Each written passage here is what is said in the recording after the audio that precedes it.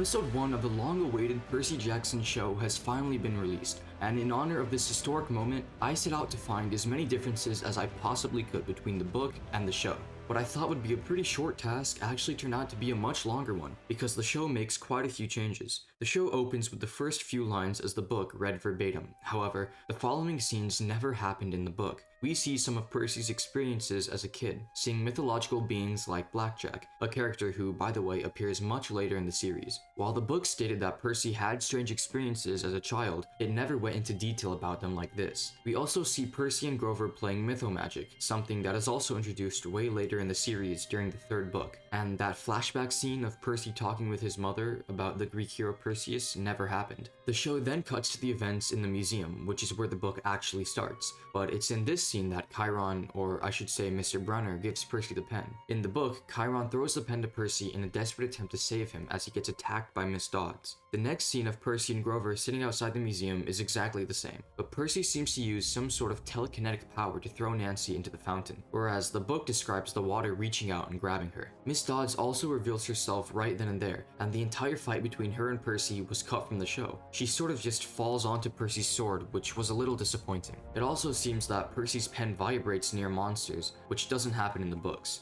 Anyways, the show cuts to Percy in the headmaster's office getting expelled, but in this scene, Grover rats out Percy, advocating for Nancy. In the book, it was the other way around. Grover actually tried to take the blame for what happened to Nancy in order to protect Percy. A little off topic, but did you guys notice that Rick has a cameo in this scene? The next scene should have been Percy and Grover's encounter with the Three Fates, which set the tone for the following events. However, the show completely cut this scene. Percy enters his apartment where Smelly Gabe is introduced watching TV, when he was playing poker in the written counterpart. He and Percy argue for a bit until Sally comes inside, and then she starts arguing with Gabe. She tells him that she and Percy will be going on a trip, which is the first time Gabe heard of it. But in the book, she had been talking about this for a while. In the book, the dynamic between Gabe and Sally is completely different. Gabe is much more aggressive and threatening in the book, and Sally never argues or yells at him. She just wears a fake smile, which symbolizes her character. He also meets a repairman named Eddie, who he briefly says hi to, but in the book, Eddie was inside playing poker with Gabe. The show then cuts to Percy encountering a cloaked figure on the beach, a scene completely original to the show. At the cabin, Sally begins to explain to Percy about demigods and monsters, something he only learns after waking up at camp in the book. Percy also immediately recognizes the Minotaur, whereas he realizes this once again after waking at camp in the series. Percy then fights the Minotaur, which I have to say was really cool and very book accurate, before the episode ends with Percy waking up outside, surrounded by Chiron and some others, whereas in the book, he woke up on a chair on the porch of the big house.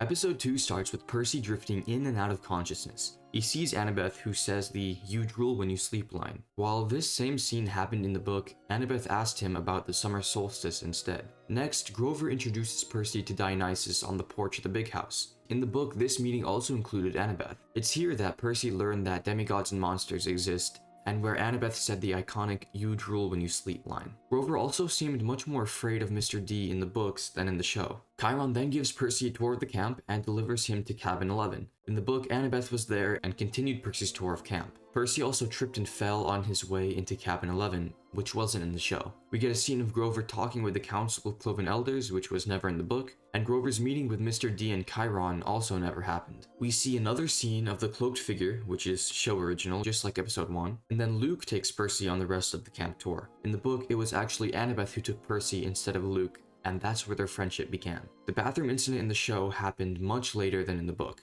and it took place at night, rather than in the middle of the day in front of everyone. Annabeth also shows up after the incident took place, but in the book, she was there from the moment Clarice took Percy into the bathroom, and got soaked like the rest of them. In the book, Percy exploded not just one toilet, but 6. It also wasn't just one blast like in the show, but a continuous jet of water that hit Clarice. Cutting to the capture the flag scene, Percy fights off Clarice and her group without ever touching the water. In the book, Percy starts losing this fight, then steps into the water and gains the power to beat them, as he's a son of Poseidon. The claiming scene is also a little different, as it's Annabeth who sets things into motion in the show by pushing Percy into the water, whereas he had already interacted with the water in the book.